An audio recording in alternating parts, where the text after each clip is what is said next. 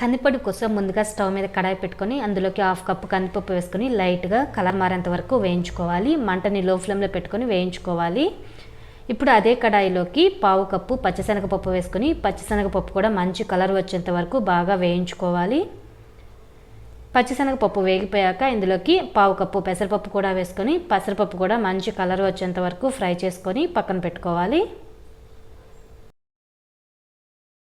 ఇప్పుడు అదే కడాయిలో 10 ఎండుమిరపకాయలు తుంచి వేసుకోవాలి. అలాగే 1 టీ స్పూన్ ధనియాలు, 1 టీ స్పూన్ జీలకర్ర వేసుకొని అవి కూడా కలర్ మారేంత వరకు బాగా ఫ్రై చేసుకున్న తర్వాత ఇవి పూర్తిగా చల్లార్చుకోవాలి.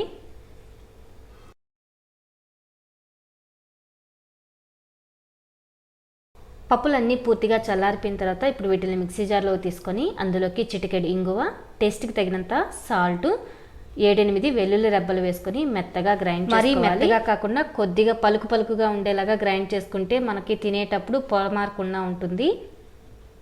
అలాగే గ్రైండ్ చేసుకున్న వెంటనే స్టోర్ చేసుకోకుండా ఒక ప్లేట్లో తీసుకొని పూర్తిగా చల్లారిన తర్వాత అప్పుడు గాజు సీసాలోకి పెట్టుకొని స్టోర్ చేసుకుంటే మనకి 1 మంత్ వరకు పాడవకుండా ఉంటుంది. తప్పకుండా మీరు కూడా ట్రై చేయండి ఈ విధంగా.